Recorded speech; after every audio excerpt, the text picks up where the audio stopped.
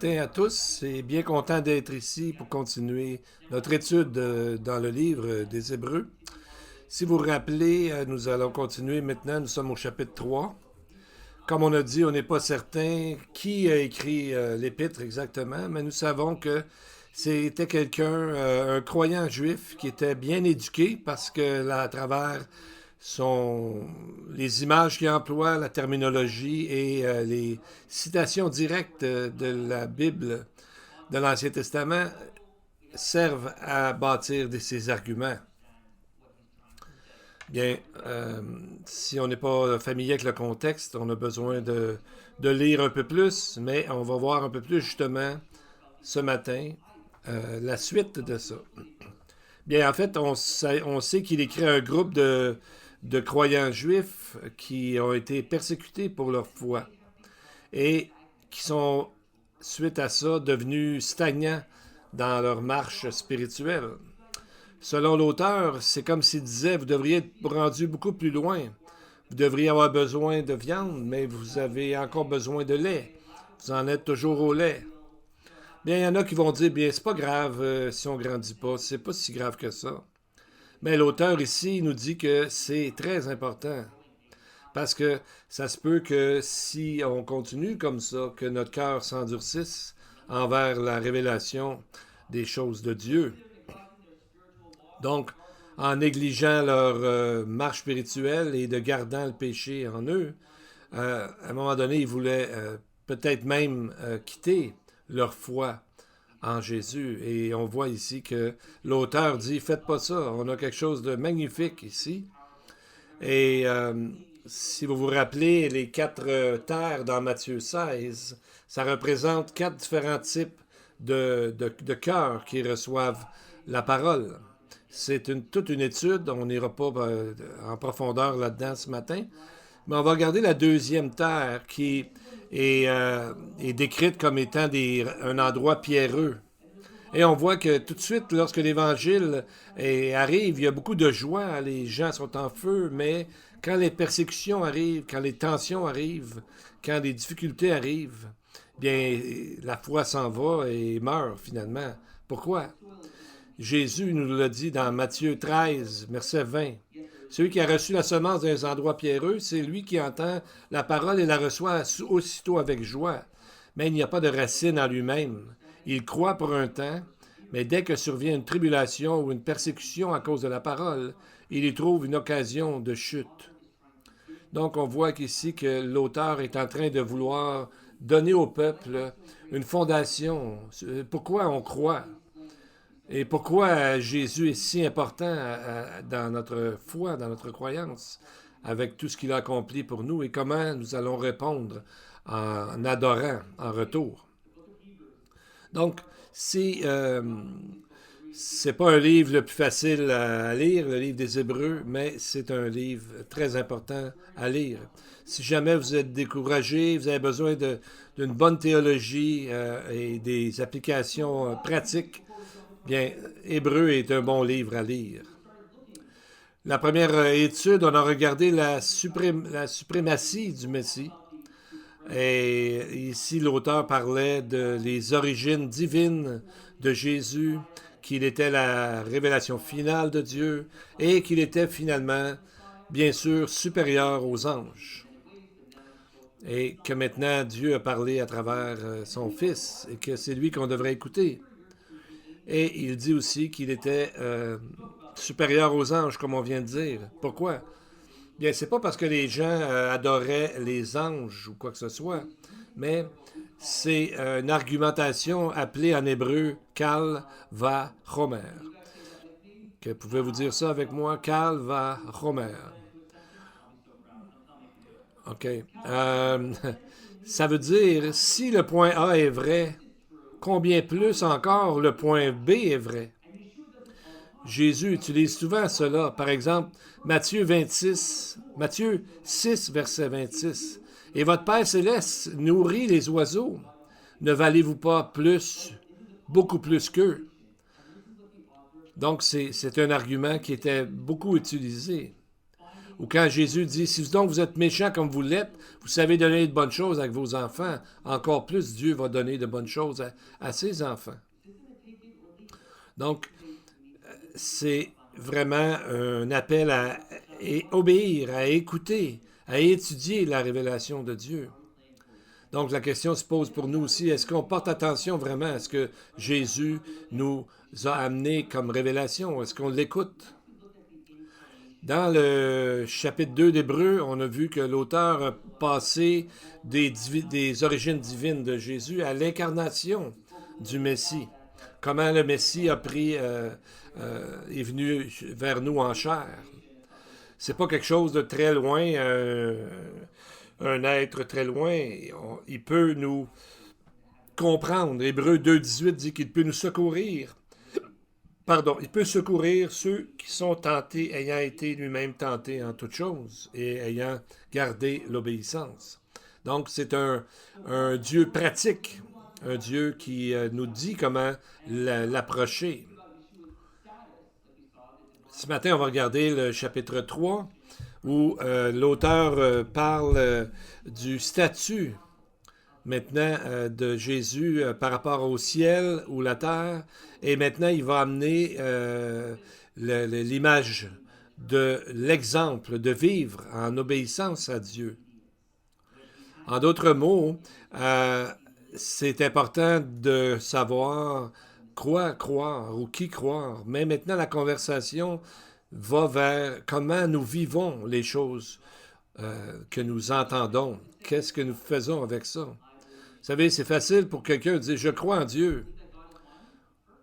Jacques a dit « Ben, tu crois que Dieu est un? » Ben, parfait.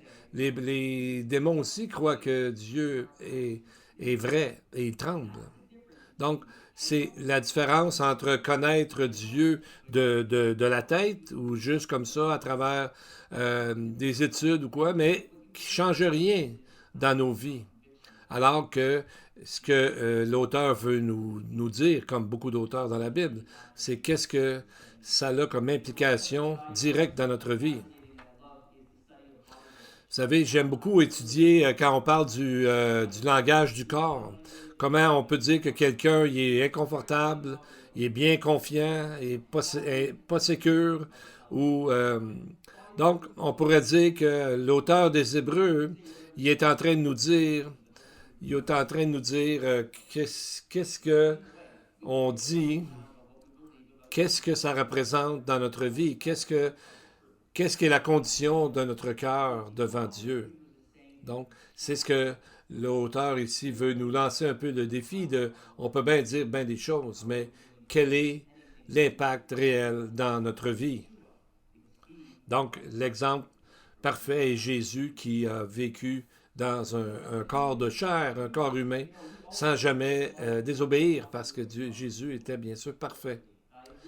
Donc, on voit qu'il y a beaucoup de gens qu'on appelle ça déconstruire leur foi. On voit des gens qui avaient un grand impact, même que j'ai lu de leurs livres, et tout à coup, on s'aperçoit que ces gens sont partis loin de la foi, comme il y a eu aussi des musiciens qui amenaient beaucoup de chants de louanges, et tout à coup, bien, sont éloignés de la foi, et on peut se demander comment c'est arrivé. Bien, premièrement, on peut se dire, c'est pas quelque chose de nouveau. Si on regarde la vie du peuple d'Israël, on voit qu'ils sont allés vers d'autres dieux, vers les Baals, vers d'autres dieux. Et comme dans Jean chapitre 6, quand les disciples, là, certains disciples de Jésus l'ont laissé à cause de son enseignement.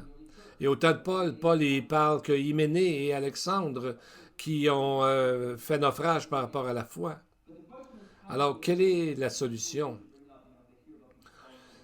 On se demande des fois, il y a des gens qui quittent la foi, mais on a besoin de comprendre un peu plus à travers des messages, comment ne pas tomber dans justement l'endurcissement. Parce qu'on voit des exemples. On voit des exemples des géants de la foi. On voit dans l'Ancien Testament. Il faut étudier dans leur vie. Il n'y avait pas seulement une prière ou un salut qu'ils croyaient avoir, puis ils laissaient ça là. On voit qu'ils ont euh, persévéré dans le Seigneur à travers la discipline. Donc, c'est comme quand on dit une expérience sur la montagne. On voit Jérémie, il n'y avait pas toujours des expériences super magnifiques, et on en voit d'autres, mais ils sont demeurés fidèles. Il n'était pas sans péché, mais il était consistant. Il continuait malgré cela. Donc, c'est ce que l'auteur nous dit ici. Regardez Jésus. Pardon, regardez sa vie, regardez son obéissance. Et c'est lui qu'il faut imiter. On va voir ici deux choses. L'auteur d'Hébreux va montrer Jésus comme un exemple de l'obéissance. Et ensuite, il va mettre à côté Israël comme un exemple positif lorsque Israël obéit et des exemples négatifs lorsqu'ils n'ont pas obéi. Afin de montrer et que les gens qui écoutent l'auteur de l'Épître aux Hébreux puissent voir la conséquence des bons choix puis la conséquence des mauvais choix. Vous avez un exemple positif puis un exemple négatif. Donc, et suite à ça, il va nous dire, il va nous lancer un défi, comment vivre dans le Seigneur. Bien, on va regarder le chapitre 3 et on va regarder dans nos Bibles ou dans nos téléphones. On va regarder dans le chapitre 3 de Hébreux. Premièrement, on va voir la suprématie de Jésus sur Moïse, que Jésus est beaucoup plus important que Moïse. La raison principale, c'est pour encore contraster deux choses. Comme on dit dans le Calva Homer, dans l'argument, si Israël suivit Moïse parce qu'il était fidèle, combien plus nous devrions suivre le Messie? On ne peut pas dire, Moïse, ça fait longtemps, ça c'est le passé. Non, il faut être la même chose aujourd'hui. Donc, Calva Homer, c'est Israël a vu que Moïse était fidèle dans la maison de Dieu et de nous-mêmes, de nous, comment sommes-nous obéissants à Dieu? C'est pas qu'on descend Moïse, mais on fait une comparaison entre Moïse, s'il était fidèle, Jésus l'est encore plus, et nous devrions obéir à Jésus et ressembler à Jésus.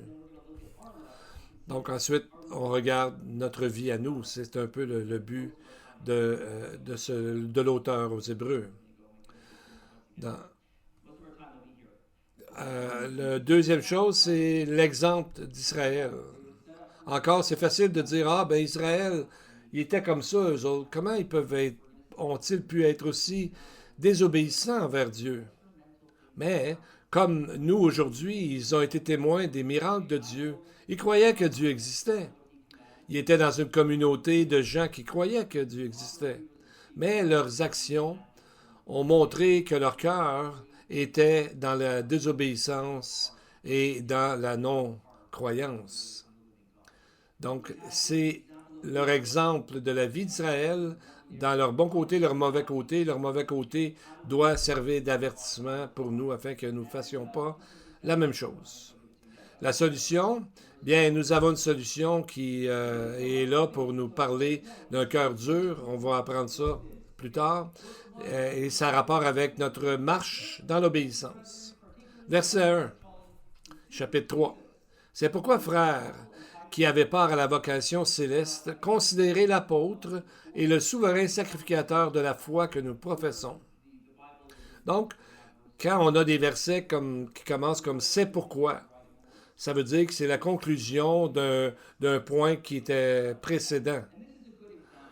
Donc, c'est à cause de tout ce qui vient d'arriver avant que l'auteur nous dit que ceux qui ont part à la vocation céleste, de considérer l'apôtre et le souverain sacrificateur de la foi que nous professons.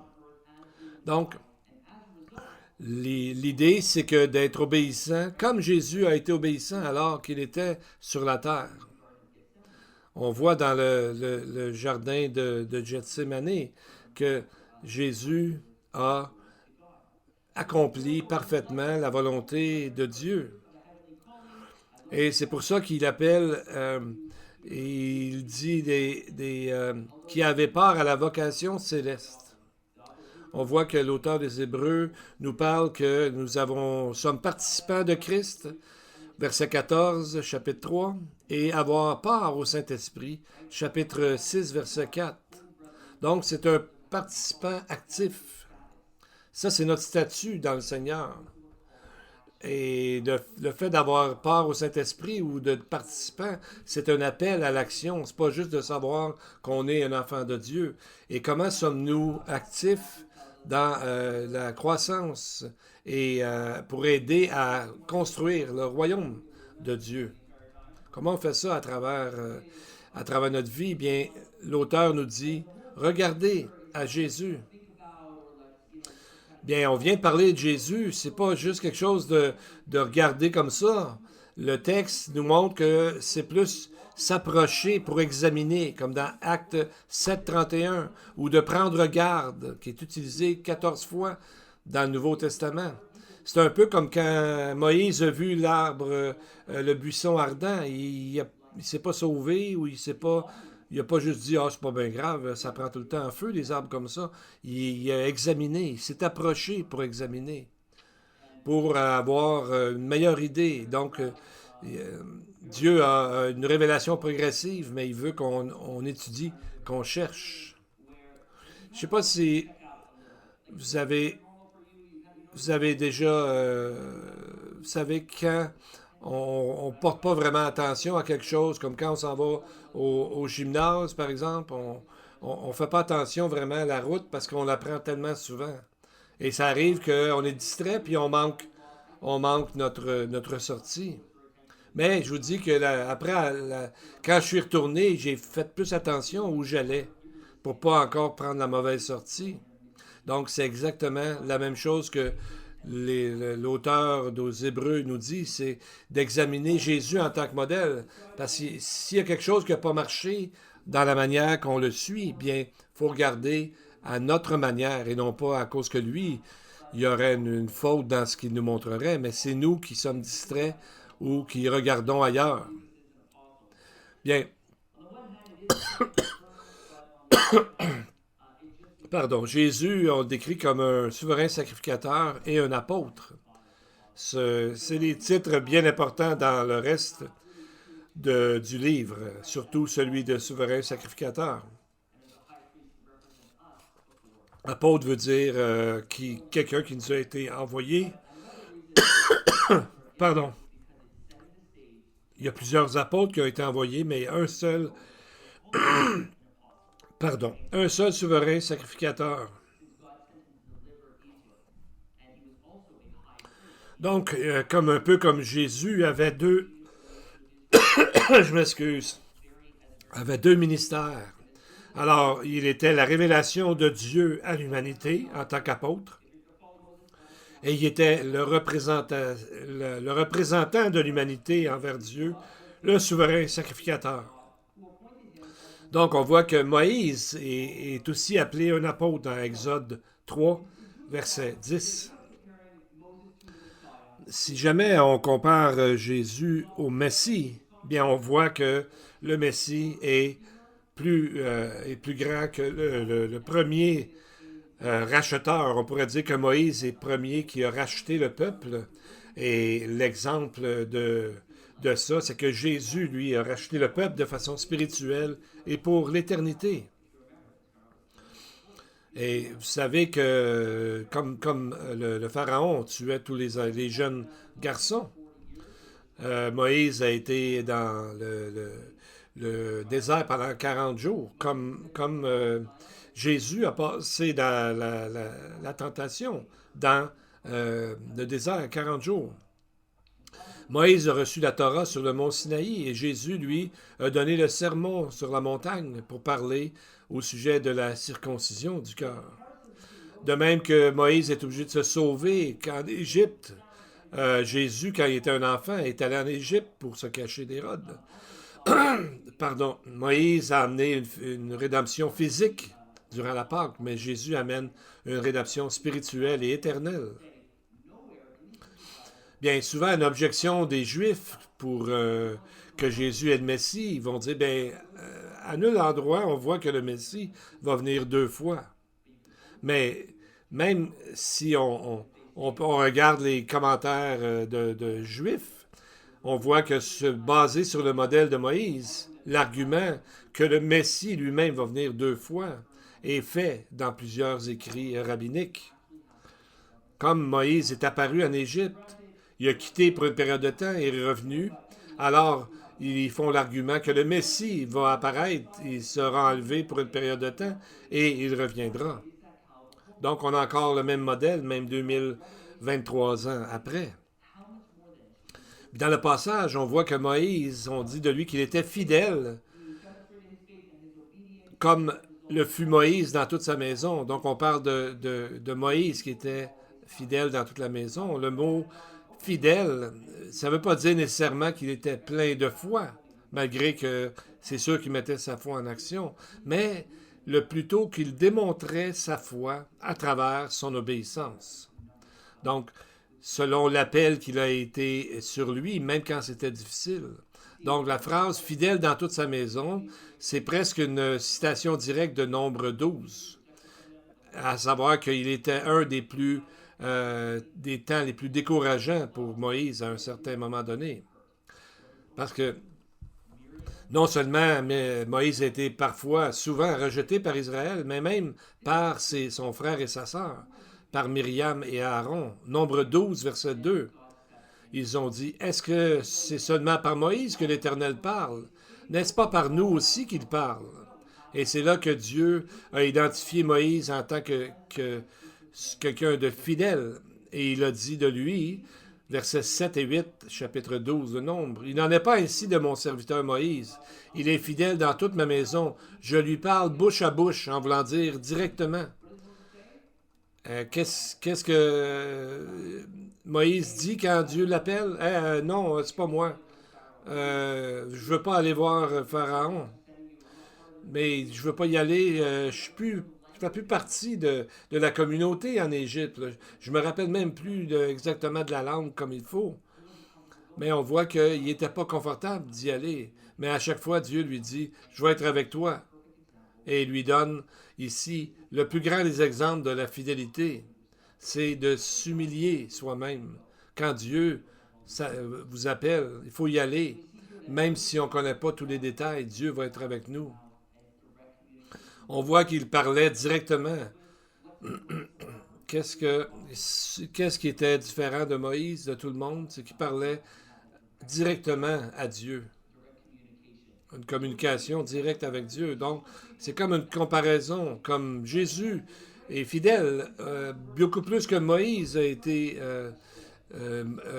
fidèle. Comment on devrait suivre Jésus?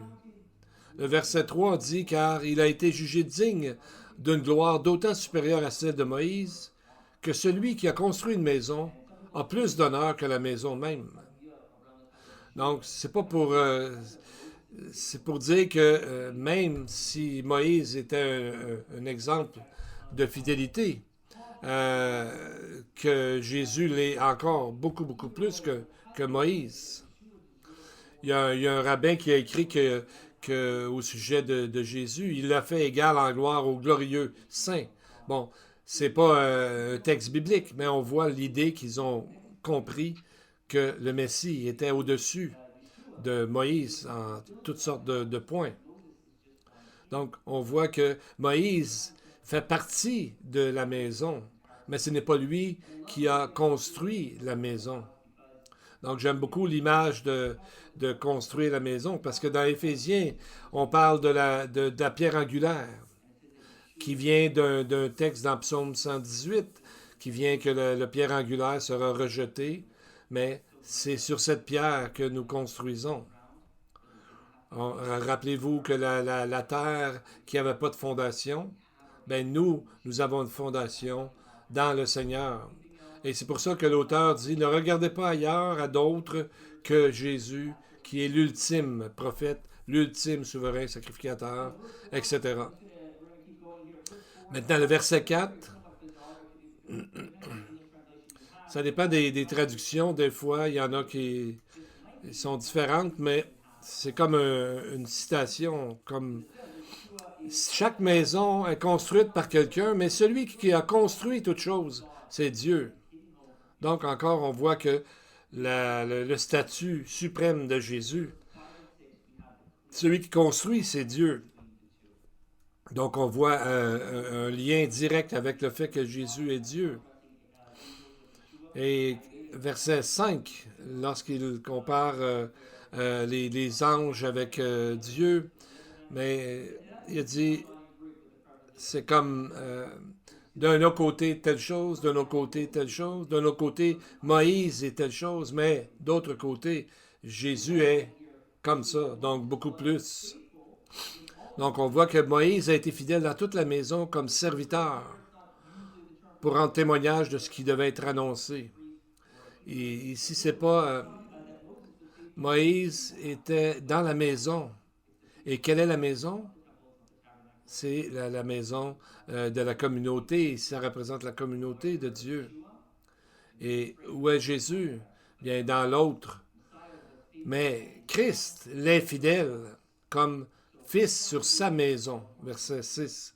Donc, dans le fond, l'auteur nous demande lequel des deux vous allez suivre de plus près, Moïse ou Jésus ou le Messie. Donc, ce n'est pas, comme j'ai déjà dit, un fils comme Hercule qui est né de à moitié Dieu, à moitié homme. C'est justement le contraire. C'est Dieu fait homme, complètement Dieu et complètement homme, qui est en soi un mystère, mais qui est une vérité cardinale de la parole de Dieu. Donc, on voit la vie de Moïse et on voit la vie de Jésus en parallèle pour montrer comment Jésus faisait. Jésus a guéri les aveugles et a donné la nourriture aux pauvres.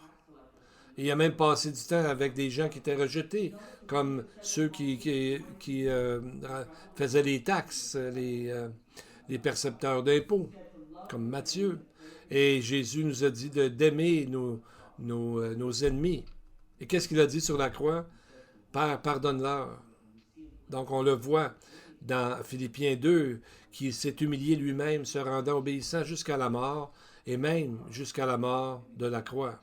Alors la question se pose pour nous de la part de l'auteur, est-ce que notre vie reflète nos croyances et notre engagement envers Jésus?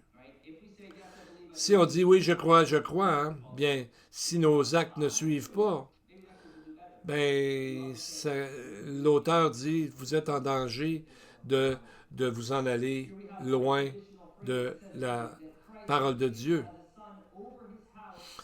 Le texte dit qu'il est fidèle comme fils sur sa maison que nous sommes, si nous gardons confiance et espérance jusqu'à la fin.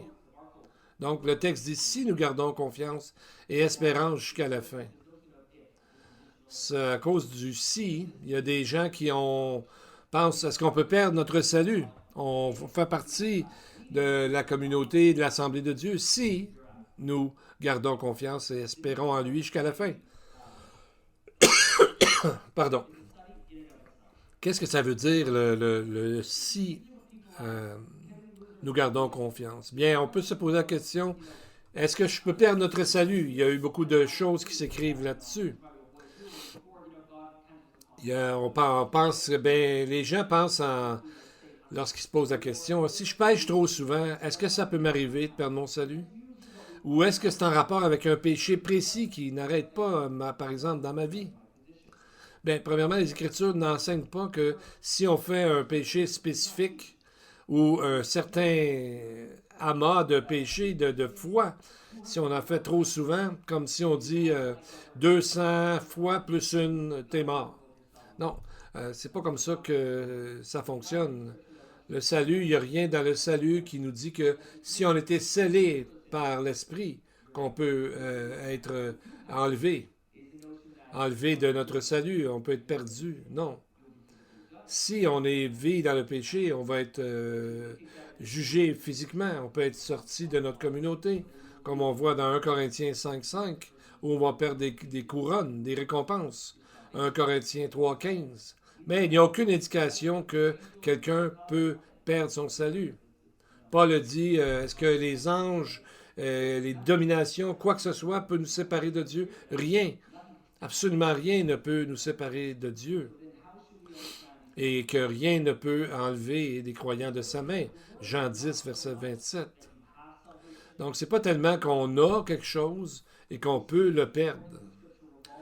Comme quelque chose, c'est plus quand on pense qu'on a quelque chose et qu'on ne l'a pas. C'est plus ça que le texte est en train de nous dire. Peut-être que vous pensez avoir quelque chose, mais si votre vie ne démontre pas que ça a un impact dans votre vie, bien peut-être vous pensez que vous avez le salut, mais vous ne l'avez pas. Vous savez, des fois on dit, ah, j'ai écrit le verset dans ma Bible, mais j'ai prié cette prière-là. Et je devrais être sauvé. Mais la Bible dit, est-ce que ce genre de foi pour être sauvé? Quand Paul dit, invoque le nom du Seigneur et tu seras sauvé, c'est pas une petite phrase magique pour dire que ça arrive comme ça, là. Juste croire puis on est sauvé. Mais ça montre une conviction intérieure qui nous donne envie de tourner complètement de notre vie que nous faisions avant.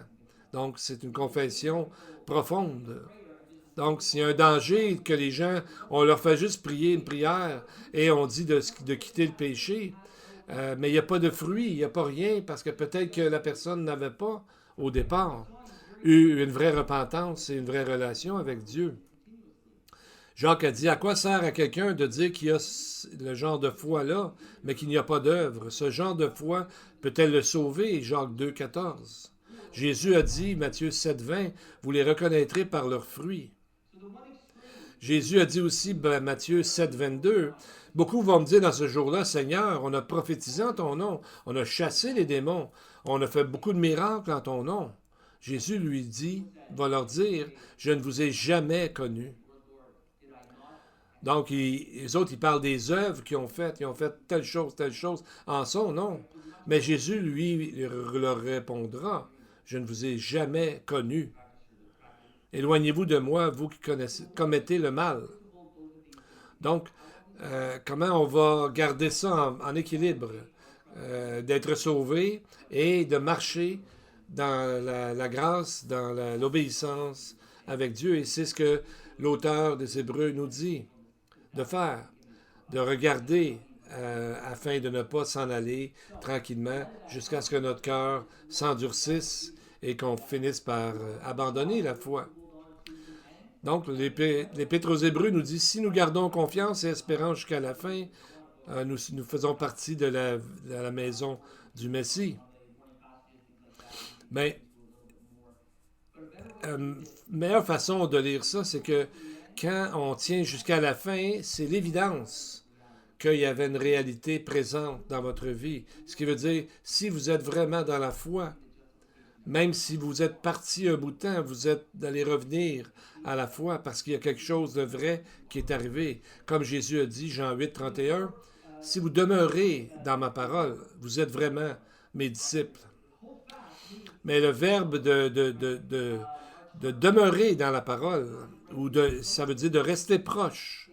Ça veut dire de rester concentré sur lui, de continuer, de le poursuivre, de marcher avec lui. Parfois, on voit des gens qui quittent le Seigneur pendant un certain temps. Bien oui, il y a la restauration qui existe. Dieu peut changer leur cœur et les ramener. C'est pas comme quelqu'un, il est parti, on le voit plus. Bonjour. Parce qu'il y a quelque chose qui se passe dans le cœur des gens que personne ne peut voir. Maintenant, on arrive à l'exemple positif qu'on a vu. Maintenant, on va voir l'exemple négatif, chapitre 3, versets 7 à 11, où est-ce qu'on voit Israël souvent murmurer contre Moïse et contre d'autres de ses dirigeants. Donc, on voit qu'il y a plusieurs exemples quand la communauté d'Israël a testé le Seigneur, a tenté le Seigneur, a murmuré contre sa souveraineté, contre ce que Dieu voulait faire. On voit que le pays, dans les Écritures, est souvent en lien très fort avec la présence de Dieu. Dans le premier pays, dans le premier jardin d'Éden, l'homme était capable de marcher avec Dieu dans le jardin et demeurer avec lui. C'était un type de temple ou un tabernacle.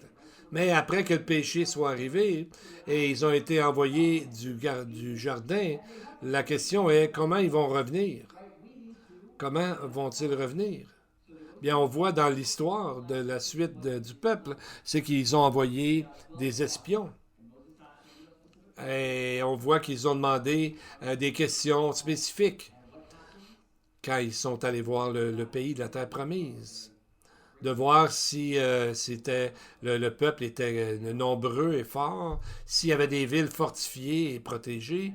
Après 40 jours, les gens sont venus et ont dit le pays est super et magnifique. Les gens sont forts, mais les cités sont bien protégées. Mais ils ont dit, Nombre 13, verset 31, nous ne pouvons pas monter contre ce peuple, car il est beaucoup plus fort que nous. En d'autres mots, ils savaient que Dieu les avait appelés à faire quelque chose, mais ils ont refusé. Alors que Moïse, Aaron, Josué et Caleb ont essayé de convaincre le peuple de quand même continuer à vouloir conquérir le pays, ils n'ont pas fait confiance à Dieu et Israël a dit non. Nombre 14, verset 10. Donc pourquoi ont été dans le désert si longtemps? Parce que il y avait une génération qui devait mourir, excepté deux espions qui ont bien fait la bonne chose, Josué et Caleb. Et selon l'auteur aux Hébreux, on a le même risque qui est dans notre vie, à qui nous avons faire face aujourd'hui. Dans le fond, l'auteur nous demande, est-ce que nous vivons fidèlement à ce que Dieu nous demande? Pardon. Donc, l'auteur des Hébreux, maintenant, cite le psaume 95, verset 7, qui est un type un peu un commentaire de ce qui est arrivé dans le récit de Nombre 13 et 14. Et au verset 7, le texte dit, c'est pourquoi, comme le dit le Saint-Esprit, donc le fait de citer un psaume qui est attribué il y a plusieurs centaines d'années, psaume 95, c'est qu'il amène le point suivant, verset 8. L'Esprit dit, aujourd'hui, si vous entendez sa voix, n'endurcissez pas votre cœur comme lors de la révolte, comme le jour de la tentation dans le désert. Donc, des fois, le problème avec Israël, c'est pas qu'il y avait un mauvais cœur, mais c'est qu'on voit comme 6 fois dans le Nouveau Testament et dans d'autres textes dans l'Ancien montrent que leur cœur s'est endurci. Parce que si on décide de ne pas obéir à Dieu, bien, on néglige d'obéir à ses commandements et à la longue, on vient qu'à dire, ben, ça me dérange pas. Je m'en fous un peu. Et ce qui arrive à ce moment-là, c'est là qu'on est en danger que notre cœur s'endurcisse dans les choses de Dieu. Au verset 10, il y a une conséquence, c'est que Dieu a dit, c'est pourquoi j'ai été irrité contre cette génération et que j'ai dit, ils ont toujours un cœur qui s'égare, ils n'ont pas connu mes voies. Les résultats d'un cœur endurci, c'est qu'on arrête de grandir. Et non seulement ça, mais on s'éloigne, on s'en va loin lorsqu'on ne veut pas à la base écouter ce que Dieu nous dit. C'est qu'on prend, dans le fond, on vole l'autorité de Dieu. Et c'est ce qu'ils ont fait à ce moment-là, c'est qu'ils ils croyaient en Dieu, mais de façon générale, mais ils ne le suivaient pas. Donc, c'est pour ça qu'on voit le lien entre les mots s'égarer et ne pas connaître ses voies. Lorsqu'on ne connaît pas vraiment la parole de Dieu, parce que ça ne nous intéresse pas, on a d'autres choses qu'on pense plus importantes, bien, on ne connaît pas ses voies et c'est à ce moment-là qu'on risque de s'égarer. Et c'est pour ça qu'il faut être comme les disciples de Bérée, qui cherchaient dans les Écritures ce qu'on leur enseignait, si c'était vrai ou non. Donc, on voit qu'ils ont dit de se concentrer sur les vraies choses. Comme pour voir, mettons, la fausse monnaie. C'est qu'on vient tellement habitué de voir de la vraie monnaie que lorsqu'on a de la fausse monnaie, les gens qui sont spécialistes là-dedans peuvent le détecter tout de suite. Et c'est ce que nous devons faire selon l'auteur, c'est d'être toujours demeuré près de Dieu, de sa parole. Et le résultat de la désobéissance, c'est quand Dieu dit « Ils n'entreront pas dans mon repos ». Verset 11. Donc, quelle est la solution d'un cœur endurci? Bien, il faut se rappeler des exemples positifs de Jésus par rapport à la fidélité. C'est de faire comme Moïse a fait. Il a été fidèle. Dans le fond, c'est qu'il faut se demander lequel nous allons suivre. Hébreux 3, verset 12. Prenez garde, frères, que quelqu'un de vous n'ait un cœur mauvais et incrédule, au point de se détourner du Dieu vivant. Mais exhortez-vous les uns les autres chaque jour, aussi longtemps qu'on peut dire aujourd'hui, afin qu'aucun de vous ne s'endurcisse par la séduction du péché.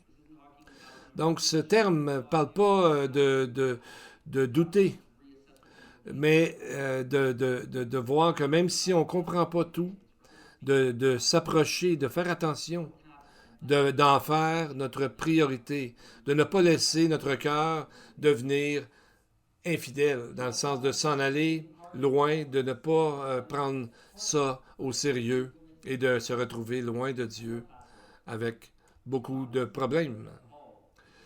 J'aime beaucoup la Pâque parce que c'est l'appel d'enlever tout le levain qu'il y avait dans la maison. Donc, c'est comme quand on fait le ménage du printemps dans la maison. Paul dit qu'un peu de levain fait grossir toute la pâte, donc de nettoyer nos cœurs. Pourquoi? Parce que le plus longtemps qu'on laisse le levain dans notre cœur, la désobéissance, plus c'est dangereux. Parce que ça va vers d'autres personnes et ça va vers d'autres éléments dans notre vie. Donc, il faut s'exhorter chaque jour les uns les autres, aussi longtemps qu'on peut dire aujourd'hui. Et Paul nous dit de faire attention, de ne pas endurcir notre cœur. Il faut faire attention. Comment nous pouvons garder ce cœur qui écoute? Il nous le dit, c'est d'être ensemble, de se garder ensemble, de s'encourager les uns ensemble, d'être redevable aux autres personnes. Vous savez, on vit dans des villes des fois que je te parle pas, tu me parles pas, on fait notre petite affaire. Mais à une église, c'est complètement le contraire. Il faut être ensemble, de s'exhorter afin que personne ne puisse s'endurcir à côté de nous. Pardon. Il y a eu une recherche de ceux qui vont au gym, par exemple, le 1er janvier. Là. Je vais travailler un peu plus. Vous savez, c'est souvent à ce moment-là qu'on va au gym. Là, on a une bonne intention, mais on n'a pas de persévérance. On n'est pas fidèle. Vous savez, on dit que si on est deux, et que les deux ont dit qu'on va faire telle chose, on va aller au gym tant de fois par semaine, si on est deux, il y a 65% plus de chances qu'on va atteindre notre but. Et si les deux, on se rencontre en se mettant redevable, bien, notre statistique va monter à 95% d'efficacité. Donc, l'important, c'est de se connaître et de prier les uns pour les autres. C'est comme ça que nous allons pouvoir grandir loin de la conséquence du péché qui va nous endurcir notre cœur. Nous allons demeurer ensemble à s'encourager les uns les autres. Parce qu'on peut avoir la connaissance de la tête, mais qui ne change rien dans notre vie, ou encore une conviction qui vient du cœur. Parce que la conviction du cœur vient amener à l'action. Il y a une histoire connue de Charles Blondin. C'était un monsieur qui traversait les chutes du Niagara sur une petite corde. Et les gens étaient vraiment impressionnés. Il l'a fait plusieurs fois. Avez-vous déjà vu Niagara Falls? Probablement, vous ne voudriez pas tomber hein, dans l'eau qui est là. Et, mais plusieurs fois, il a traversé sur une petite corde dans les années 1800. Et il a dit aux gens à un moment donné, est-ce que je peux le faire encore? Les gens ont dit oui. Les gens ont dit oui, parce qu'ils venaient de le voir. J'ai besoin d'avoir un volontaire. Qui veut entrer? Et personne ne voulait rentrer. Il y a une différence entre savoir quelque chose et la confiance. Ben, moi, je n'aurais pas embarqué non plus dans le baril, mais ma foi n'est pas dans Charles Blondin, mais dans Jésus, et c'est lui que je veux suivre le reste de ma vie. Bien, comme application dans notre vie, il faut regarder à Dieu ensemble. Prions.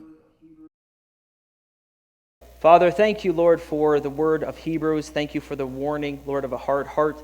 God, I pray that just as the word is said to be sharper than a double-edged sword, God, that you will convict us, that your Spirit will convict us of things, Lord, in our lives that we are guilty of, things in our lives that we hold away from you, Lord, so that we will not be or suffer from deception of sin. God, I pray for all of us as a community that we will keep one another accountable, we will encourage one another to know you more, to be further conformed into the image of your Son, Lord, and be a light to the nations. We pray all this in Yeshua's name. Amen.